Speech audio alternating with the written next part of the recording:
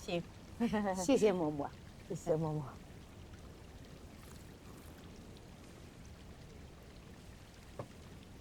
好酒啊！来，嬷嬷，你这也太客气了，真是折煞我们了。您是主君的奶娘哈，又是有身份的老嬷嬷，这还请我们喝酒，实在是过意不去啊。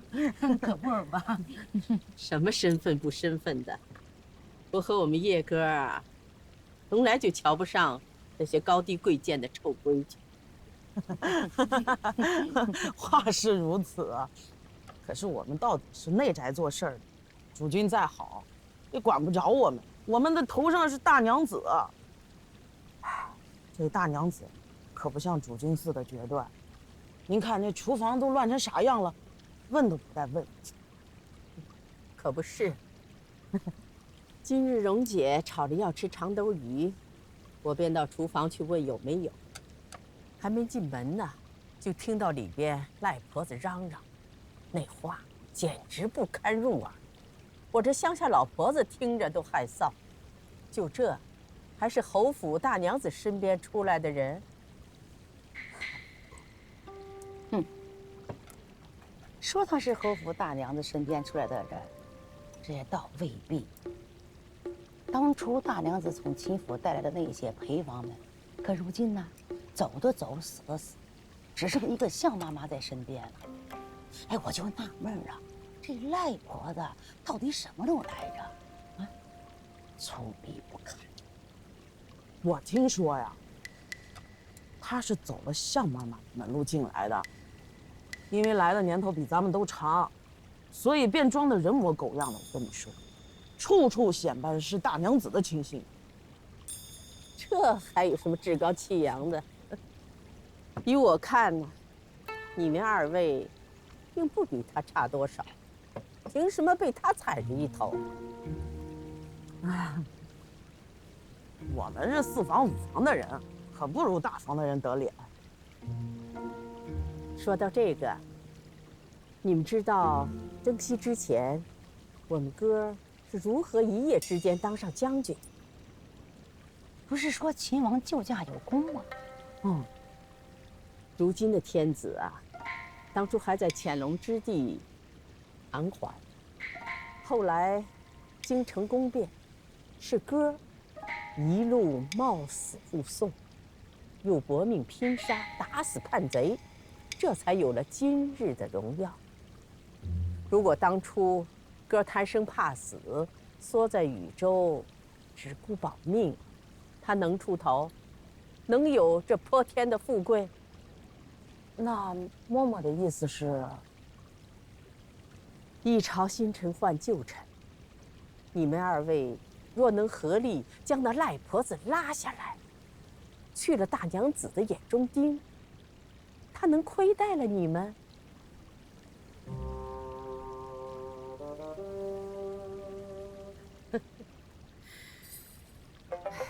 胆小的货色，你们做不做，我都是主君的奶母子。这满院子谁人能比我大呀？一番全对你们好的话不听，这山贼草寇要入伙，还得纳个投名状呢。罢了，你们也只配在这院子里吃酒，便上不得堂屋呢。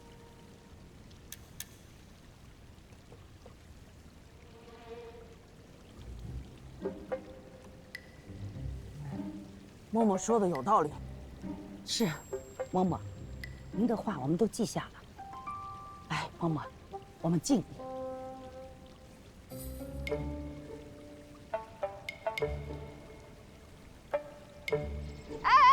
有了，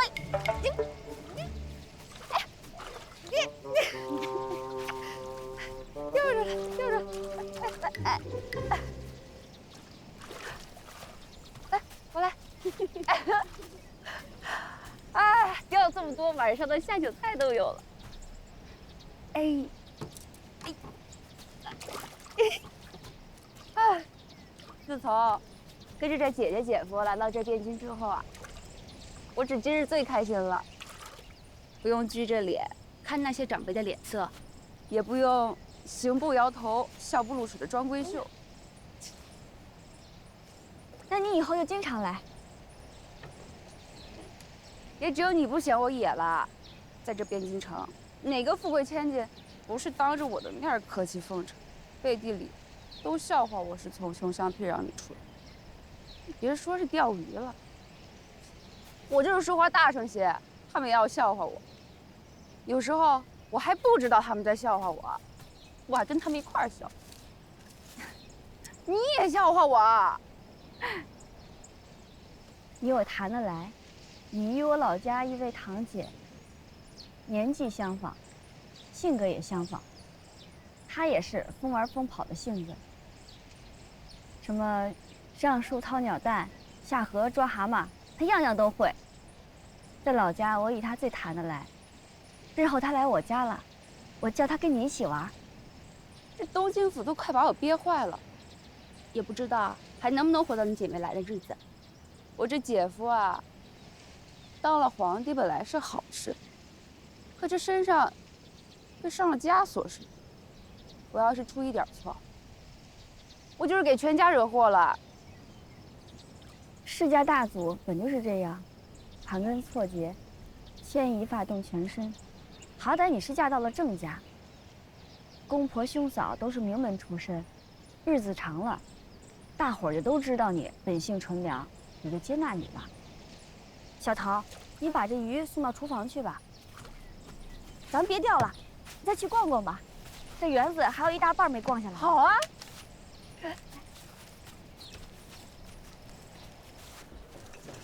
这厨房内外，我也是个管事儿的，我就拿这么几根破菜叶子，你们至于说三道四的吗？破菜叶子，这是我们几个闲来无事，从院子里一根一根养出来，给荣姑娘熬羹汤用的。你一句破菜叶子就想拿走，你比主子姑娘还金贵不成啊？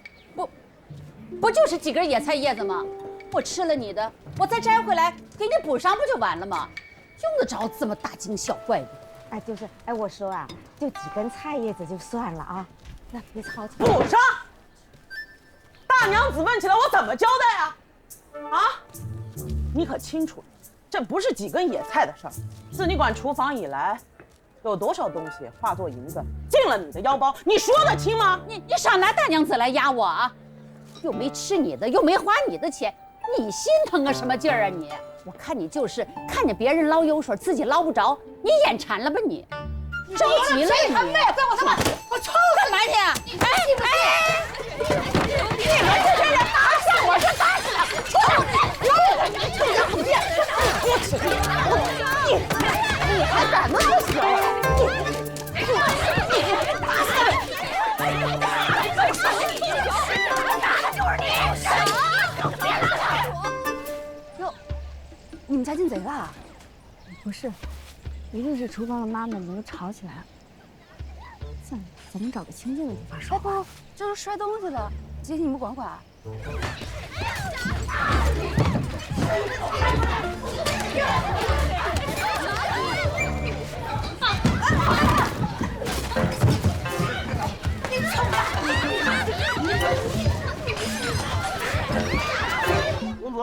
公子，不好了！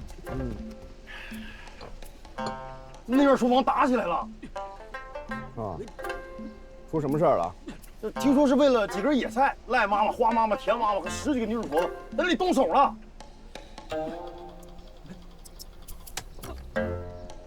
你跟我说这些干什么？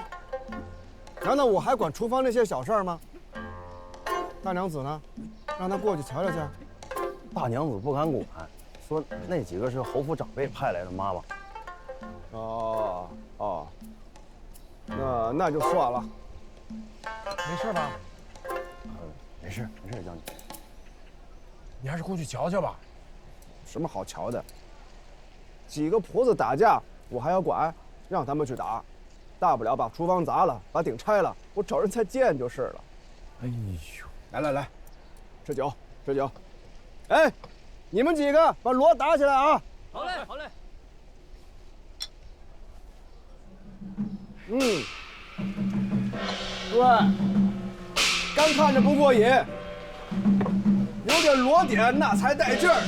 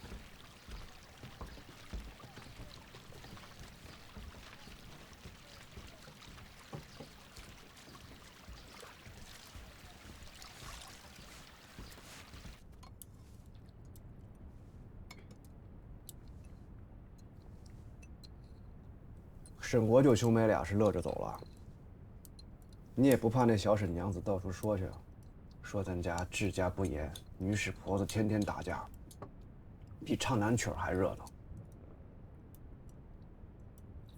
我只怕他与我一见如故，想替我去出头争辩，那才难办呢。怎么？我同他都是出身不高，因缘际会才攀上高枝。那些新贵世家的人们，肯定不相信他说的话，觉得他是偏袒同类。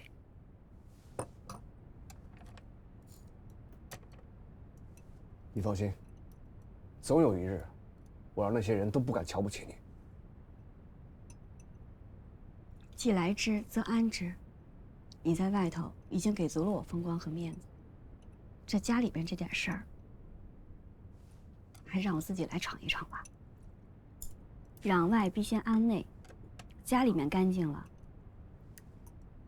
再去琢磨怎么把外面的名声挽回来。日子长着呢，急也急不得。哎，说点正事儿。该把外面的女使婆子打发走了吧？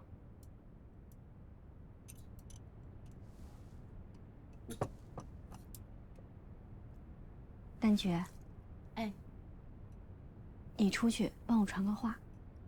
哎，大娘子吩咐，打架斗殴的一干人等，府里不能再留。念你们都是侯府旧人，也不好随便打发了。明日，全都挪去城外庄子听用。啊！翠微姑娘，我们可是为大娘子抱不平，参与那赖婆子翻脸的呀！是啊，我们就是打抱不平的。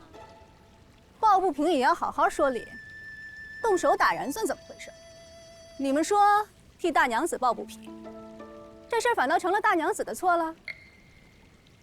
明日你们杀了人，是不是还要说替将军鸣不平呢？怎么办呢？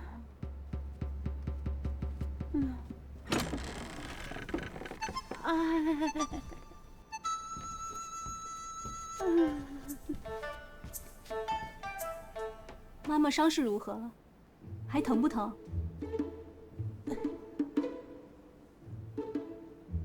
我这老皮老脸的，倒是没事儿，我就怕气坏了大娘子。妈妈放心，大娘子已经发落了打伤妈妈的那些人，叫他们都去城外的庄子上做粗活去。这些黑心的娼妇，对我那是真下狠手啊！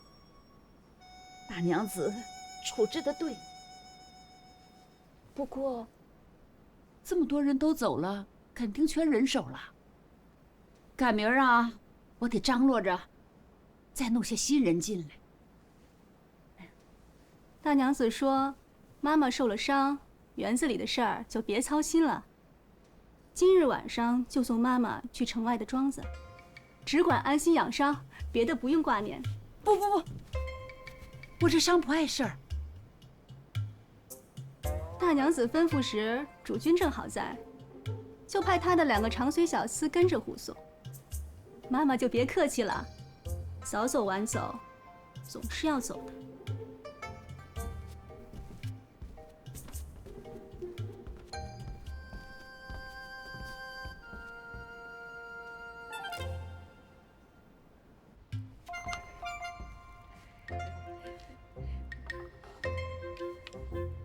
你们这些人都是忠心耿耿的，赖妈妈他们走了，这空出来的差事也是让我一筹莫展，大伙儿都给尽力办一办。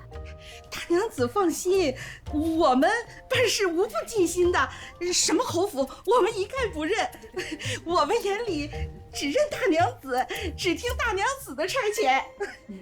那就仰仗大伙儿了。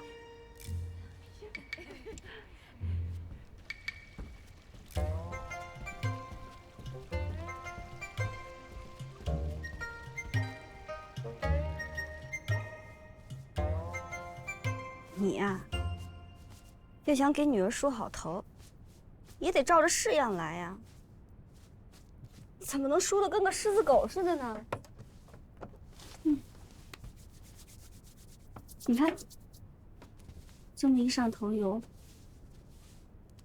这一挽起来，不就行了？好美啊！嘿，娘子的手指跟水葱一样，又细又长。我这个手指跟棒槌似的，我怎么可能梳得过你呀？才不是呢！我们家有个老妈妈，10根手指头，个个粗短如萝卜，可是偏偏就她最会梳头。什么实心精致的发髻，她都会梳。所以这跟手指头粗细无关，要想梳好头，还是得多练。你可别冤枉了手指头。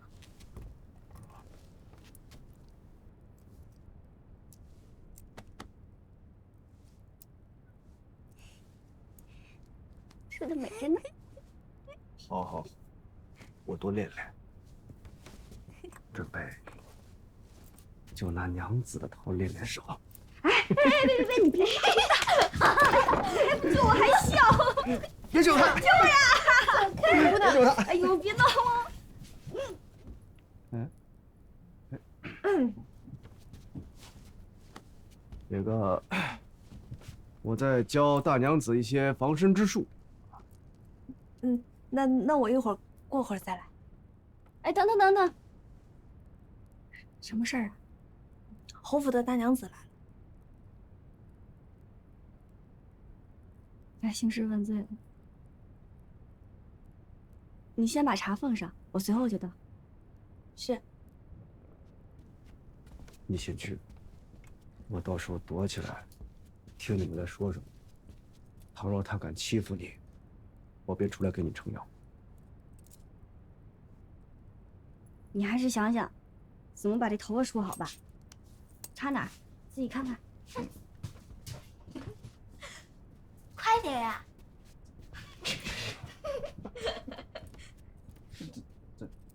怎么弄啊？赖妈妈年纪大了，伤得又重，我怕她待在家里闲不住，又不肯好好养伤，便自作主张将她挪到了城外的院子。真是反了！原来赖雕、花田4个，在我们侯府的时候，那都是老老实实的本分人，怎么到了你这儿，竟闹成这样？快坐下吧，好孩子。或许是，在侯府有婆母坐镇，他们不敢作妖。到了这儿，见儿媳年幼，威势薄，镇不住下人，他们便疯魔了。这都是他们不好。怎么能怪婆母呢？日后儿媳还要跟婆母多学学治家之道呢。好在呀，我送来的人里头，还有几个堪用的。我一来便打听过了，那个叫明月的，还有一个叫如月的丫头，倒是没跟着闹。特别是那个明月，知道他妈那样，还阻拦了，可是说了也不中用。这孩子吧，无论模样、针线，那都是一等一的，人呢也稳重。我看呐，是个堪用的。婆母说的是，这女使不错，有知根知底儿的，将来会是个好帮手。你这么说呢，我也就放心了。这些女使啊，要有什么不妥的，你就差人来告诉我。你呀，面皮薄，不好意思跟他们翻脸，我收拾他们。有婆母这句话，儿媳100个放心。那您费心了，婆母。哪里？你呀，新搬来，院子里还有好多事情，回去吧。啊，好，那回吧，婆母慢走。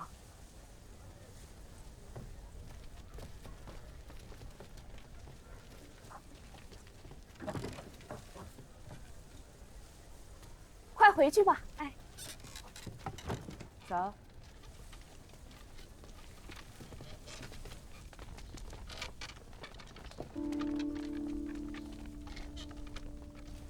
这小淑女啊，着实是厉害，送进去10几个人，现下只剩2个了。留下2个也是好的。明月和如月虽不说有多美，但我家那2郎是在烟花柳巷里厮混惯了，就图口新鲜。今日忍得住，明日还忍得住。只是可惜了赖婆子那几个，养了10几年的心腹了，居然走成了死棋。来日方长，一局棋才刚刚下到中档。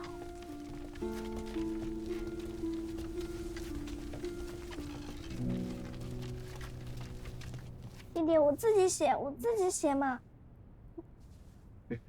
好好好，让我自己写啊。笑什么？哎，剩下那2个女使撵不得呀。是呀，这边把话放下了。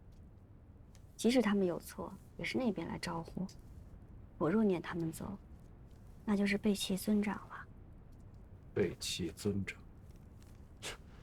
他还有脸称自己是尊长？反正我背弃他也不是第1次了，我去说。不是与劳动力吧？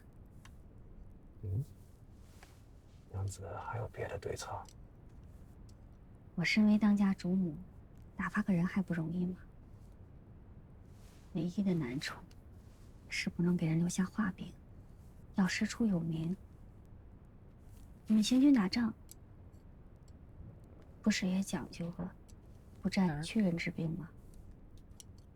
过些天儿冷了，我就叫着那美貌的姑娘去黑水庄看看赖妈妈。哟，娘子管家把兵法都用上了，难不成我娶了个子房？哎，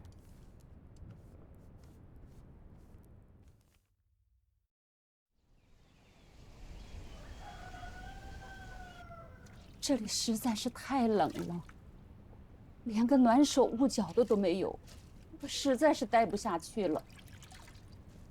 侯府那边没让你给我带话吗？他们现在都不怎么搭理我，只是偶尔跟我说几句，叫我好好当差之类的。能不能争上个小娘，都要看我自己本事了。主君就是再凶，我也得想法子讨他喜欢。看来这大娘子啊，是把我给忘了。娘，如今这城垣里头，先前从侯府出来的，就剩下我跟如月了。文丹丽孤。以前跟咱们好的那些人，都害怕受牵连，不理我们。我们这些没根基的，平时连主君的跟前都靠近不得。孩子，你想不想再往上走一步，去给主君做小娘？原先我是想的，可那是在伟哥的院里，伟哥好说话，人又好哄。现在的主君太凶了，我怕。看来咱娘俩都不是那做大事的人。这大娘子瞧着我这是没用了，丢在一边，理都不理。你替她卖命，若得了脸还好，若是不得脸，她是不会管你死活的。娘，那我怎么办呀？侯府那位可是说一不二的，我要是不按照他说的去勾搭主君，他是不会饶了我的。孩子，你去求当家主母吧。求大娘子给条活路。你别怕，我也不会吃了你。若是主君真喜欢你，我还能拦着不成？不，我没有那个心。实在是齐大娘子，是她逼我这么做的。我不想，可是我又怕。怕什么？我怕他赶我走。那你想要我做什么？我想离开这儿。我想带着我的母亲赖妈妈、妹妹如月，一同离开汴京，回齐州老家度日。求大娘子替我拿回身气来。你倒是想得清楚。若能有一条活路，谁愿闯死门？求大娘子开恩。你们真是心大呀！怎么见得我就能为你拿身契呢？大娘子，我们三个原是隔壁院的老人，只要我们三个走了，那剩下的也都是一盘散沙。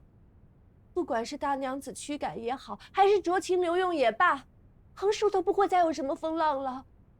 这对我们一家固然是好的，对大娘子也是好的呀。哼，若是你早这么机灵，哪还会有这么多事儿？有时候不闯一闯，真不知道哪一处是生门，哪一处是死的。大娘子，我们一家三口实在是命都握在别人手里，逼不得已的，求大娘子开恩。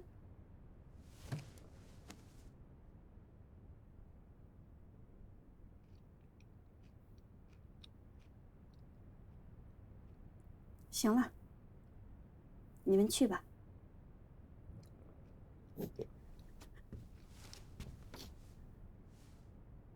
谢大娘子。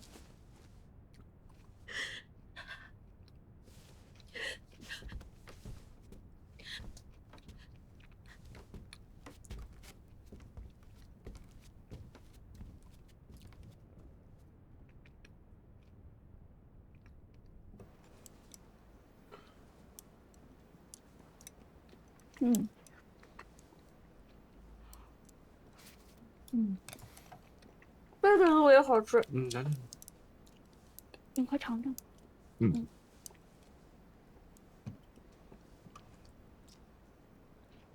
这三个一走，家里头算是干净了。我总算能腾出手来，去把家里的庄子寻了。还有赏识下来的黄妆。整治了几个刁钻的老妈子，又打发了2个美艳子。这一回合，娘子大获全胜。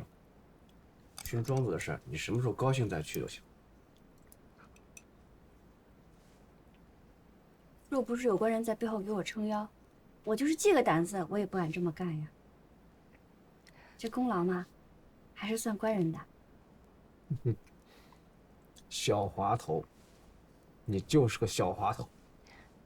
你想把我哄得舒舒服服的，好让我替你去做那个恶人，帮你去要他的生气。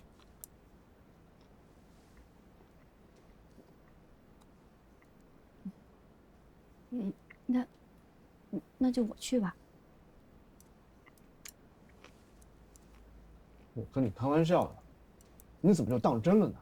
啊，我去，一会儿吃完我就去。也不必勉强，再多等几日吧。若是他们还不把人送过来，再去也不迟。不，我一会儿就去，我这就去。我呀，就特别想看我那个继母着急上火却又奈何不得我的样子，我已经等不及了。那就你去。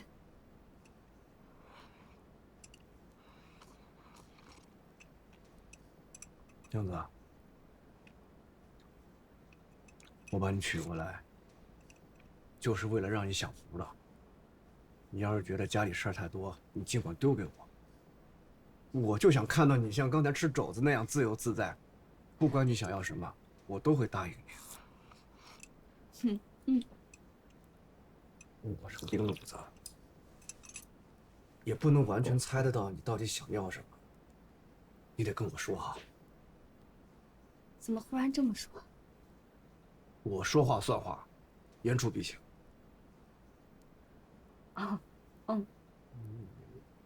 信不信我？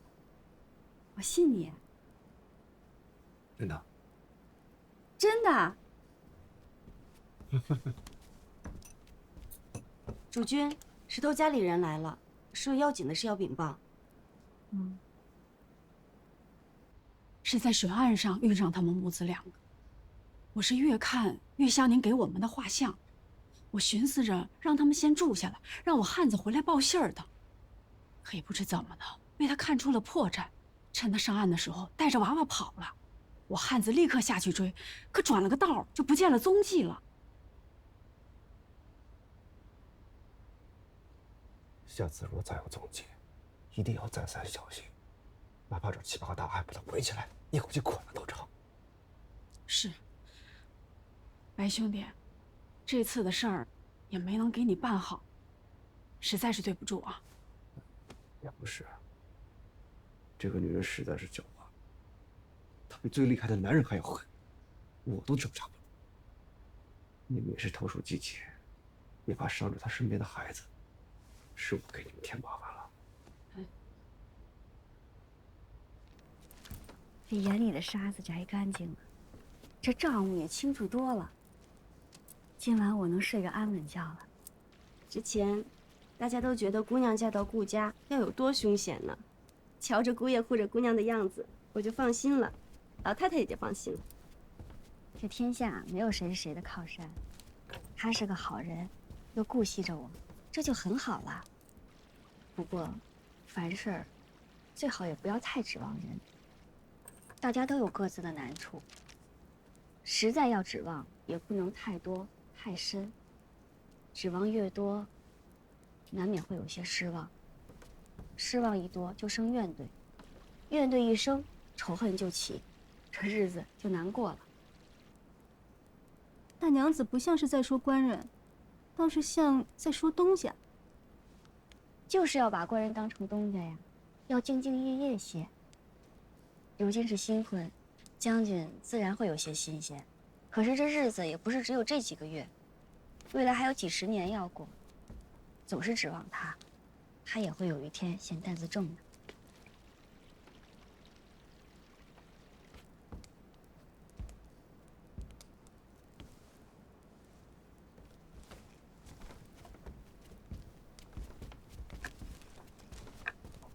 是有什么事吗？早帮的兄弟发现了长儿母子的痕迹，可惜跟丢了。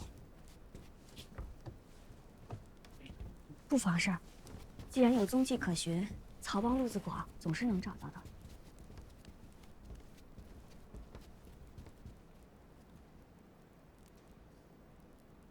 若再是有消息，我可能得撇下这边，亲自过去看看。应该的，到时候我给你收拾行装，再替你去玉清观烧烧香，拜拜神仙。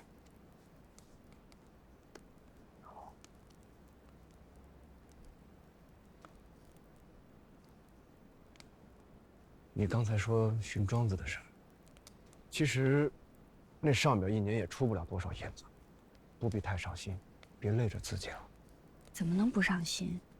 祖母叮嘱过我，家里的产业要时常查问，以防管庄子的那些庄头欺上瞒下、欺男霸女。若要是弄出人命来，这可不是闹着玩的。这么要紧？要不我告个假，陪你同去吧。不用，你就安心的在军营练兵，留几个得力的军士给我就行了。那些管庄子的，又不是打家劫舍的强盗，够用了。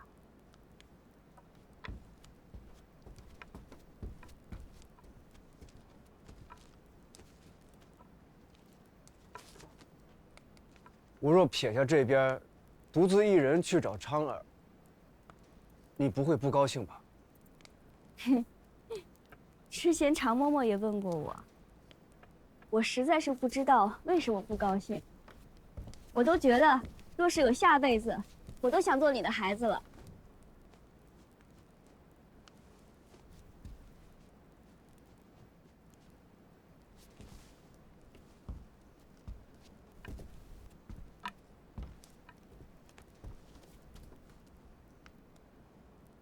去了你，这是我上辈子、上上辈子就闻名于水火才积下的福德呀。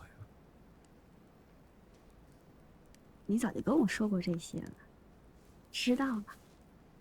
好了，你快沐浴吧，别等水凉了，我去给你拿换洗的衣裳。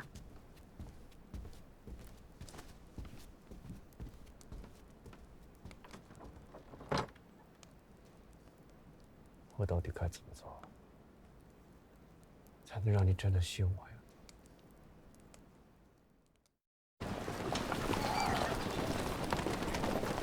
你怎么才来啊？胡老师等你半天了。出什么事儿啊？是不是我的兵又跟人打起来了？没有，陛下昨天颁了旨意，近日要巡查大军操演。2位老将下去通报各军各营，整顿军备，提前准备着。巡查？这么大的事儿，皇王那儿怎么一点消息都没有？谁知道呢？我还想告假几日，回去处理一下家里私事。我劝你别开口了，这事动真章的，马虎不得。没看国舅爷都来了吗？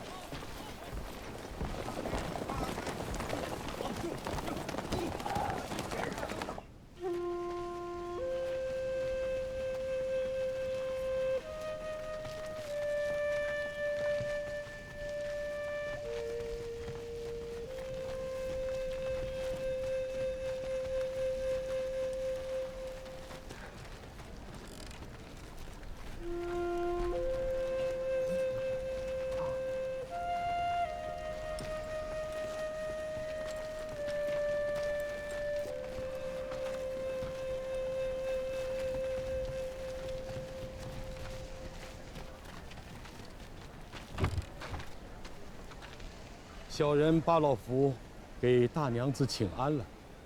大娘子一路辛苦了，那边屋舍全都预备好了。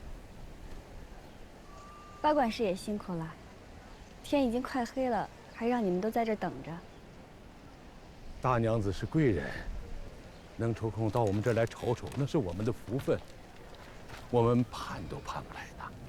有劳八管事了，大伙儿也都辛苦了，早点回去歇着吧，明儿一早再查账目的事儿。这，去吧，我乏了。多谢大娘子体恤。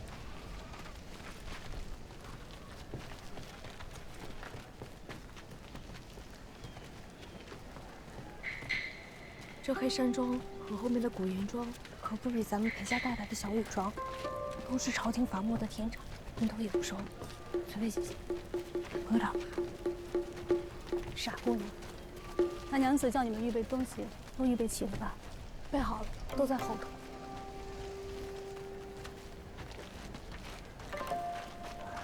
到底是书香门第出来的，有气派。再有气派，也是个年轻妇人。咱们懂什么呀？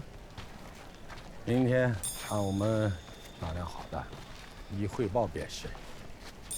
无非是新婚不久，想出来走走场子，抖抖威风，让他抖，哄一哄就过去了。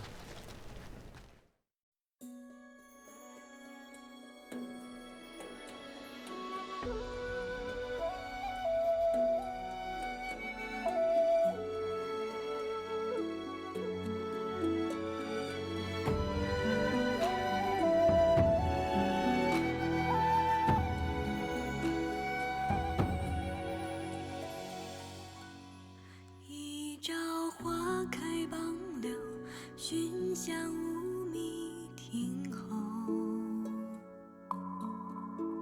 纵映朝霞半日晖，风雨捉不透。一人共长消瘦，太高冰泪难流。经书诵罢莫回首，无语随客头。昨夜一书风骤，浓睡不消残酒。试问怎恋人却道海棠依旧。知否？知否？应是绿肥红瘦。昨夜一书风骤，浓睡不消残酒。试问怎恋人却道海棠依旧。知否？知否？应是绿